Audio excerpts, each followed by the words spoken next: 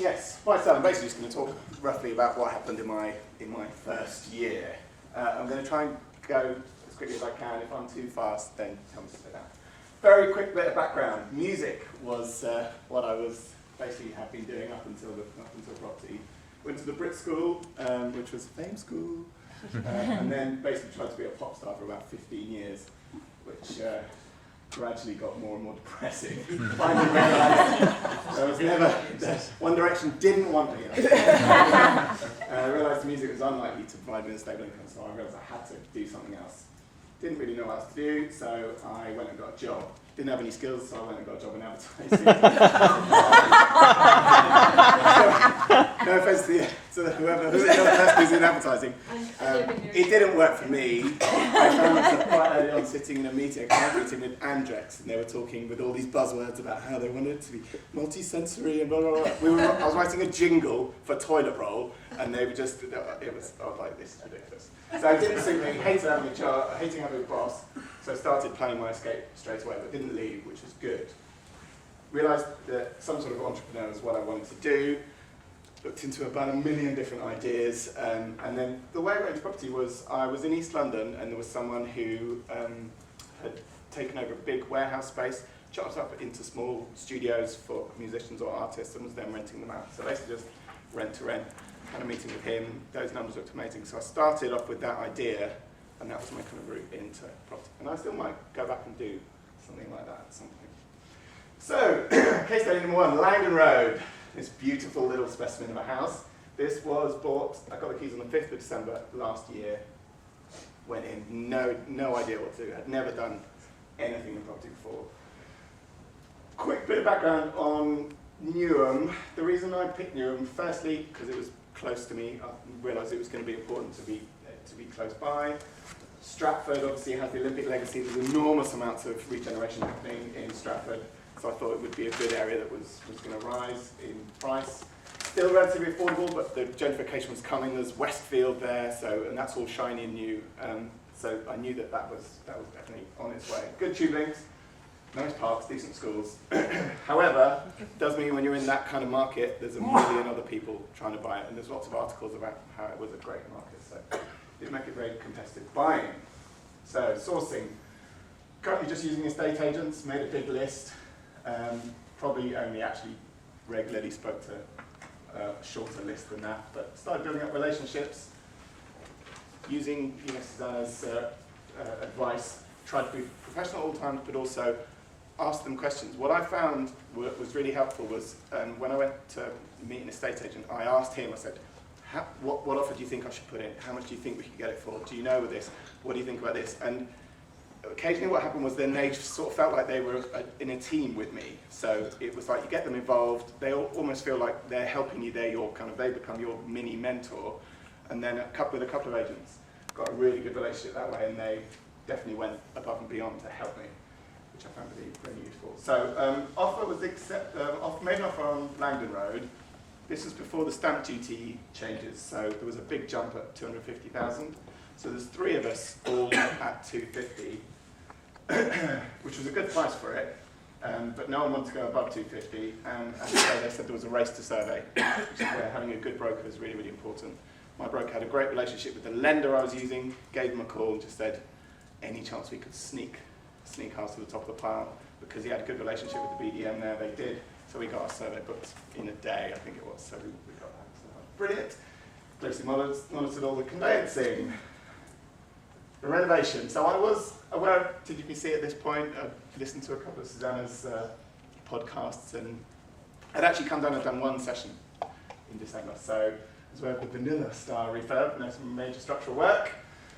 So I put together a list of works and just thought, find some local builders and get them in. A couple of things. Firstly, my list of works wasn't very detailed. It was just kind of because I'd never done it before, and I think the contractors who came in were very aware of how inexperienced I was at that point, and so the quotes I was getting through were really high. So at that point, quite a few of them were saying, "Oh, I can't really tell, what it's going to cost because I can't see what it's like under the carpet and all under the wood chip wallpaper."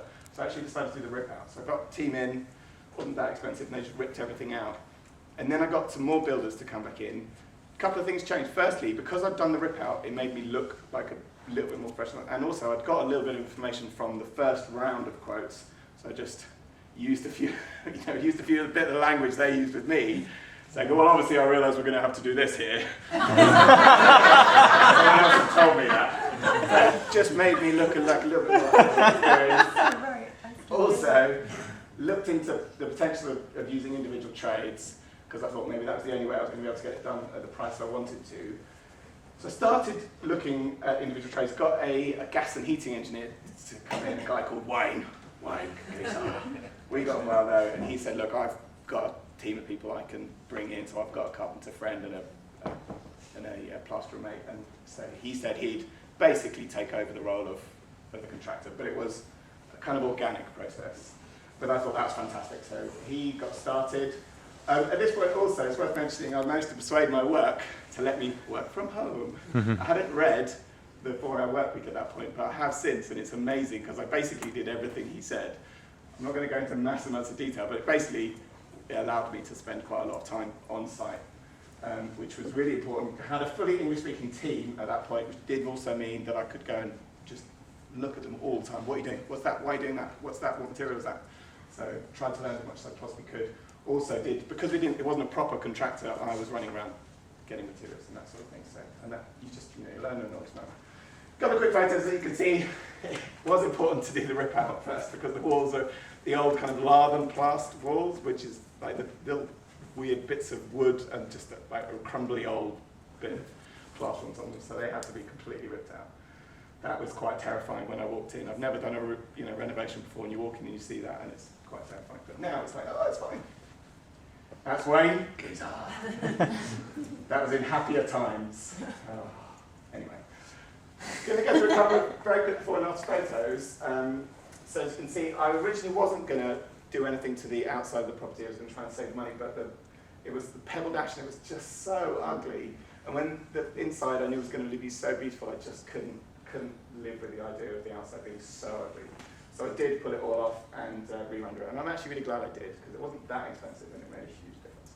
Just a little quick warning though, if we were doing this in January, so they ripped everything off, and then it was too cold to render because the render won't freeze. So then we had this exposed house with exposed bricks for quite a few weeks, and then just loads of damp got in. So something, little things you learn. How much did the rendering cost, Jethro? I think it was about $3,000 to do the rip-off and the new rendering on the front and back. So reconfiguring the layout, I reinstated, this was a 3-lounge, I reinstated the front room here, so created a sitting room at the front so I could do the open plan kitchen diner at the back. Again, on Susie's advice, but I definitely think this is a better layout. And this already had a steel in it, so it was actually quite easy to do, wasn't too expensive. Windows are very expensive, but the windows at the front were just absolutely shot, so I had to replace the windows at the front. But going through LMPG, got a reasonably good price for windows, I think. Does everyone know LMPG? Yeah. If you don't know it, it's definitely worth looking. Kitchens and windows, basically, are the only two things I ordered from them. But the ones at the back were okay, so I just changed the handles. Slightly rejigged the bathroom, just because you can't put a mirror in front of the sink here, and that really annoyed me. And it was really easy to just move it to the side, and you can have a mirror in front of the sink. But you can see how bad condition the walls were in. That's the old kind of lard and glass walls. And this room is the smallest room in the house, tiny box room, but actually it was one of the rooms I spent the most money because it had the boiler in the top corner, which needed to be moved into the kitchen. It had a massive hot water storage tank for the taps, and this chimney breast meant you couldn't really fit a bed in anyway, so I took the chimney breast out as well. Spent quite a lot of money to make a very small box room, but it was then a double room, so I could sell it as a 3 double-bedroom house. I'm glad I did that as well. Numbers: bought 250, refurb cost 35,000, 15 grand of costs, which is the cost we were going through yesterday, which is stamp duty and all the rest of it. Sold for 338, which is amazing. Really pleased with that, and I just got it in under 6 months, which was the plan. And profit? Staging, I spent about £6,000, but I haven't included that in the cost because I'm going to use that on a number of properties and then put it into a rental. Main lessons learned. Try and make the list of works as detailed as possible. 2 reasons: force you to think about the project, and secondly, it means when you're getting quotes from different builders, you can compare apples with apples. Try and spend as much time as possible on site, definitely, especially at the beginning. You just learn so much. Decisions. There's a million decisions that need to be made. If you start, we were talking about this yesterday, weren't we? When builders, if you go, oh, change of mind, can I have these? Oh, can I just see those tiles again? They'll go mad. So making really, really quick decisions keeps your builder really happy. And it's not your house, so it doesn't really matter. Staging. When I finished, I was very broke. I had to buy all the staging kit on a credit card. But luckily, Susannah said, no, you absolutely have to stage it. And I'm enormously glad I did, because it makes such a huge difference.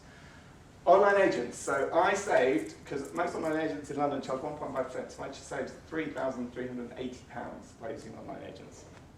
That's a lot of money, especially at the beginning, and once you scale up. So it works in London. I wouldn't say it 100% works everywhere, thank you, but it definitely works in London. And the other thing I learned was I love property developing, which is quite useful. It's crazy and it's bonkers and it's stressful, but I loved it. Second case study, East Road. This one is interesting because I'd actually bought it before Langon Road, but I consider it case study 2 because I did the refurb afterwards. I actually bought it on a residential mortgage and was living there for 6 months over the winter with no central heating, no hot water, and a family of rats that were living downstairs. And it had a loft that had been cowboy converted, and so it was structurally unsound, and I very nearly sold it because I just thought it was too difficult. But I got a big confidence boost from Langon Road. I was like, yeah, that's no problem, I can handle anything. So I decided not to sell it, and I decided to do it. And I'm really glad I did. Just going back to the Langon Road one, she said it's about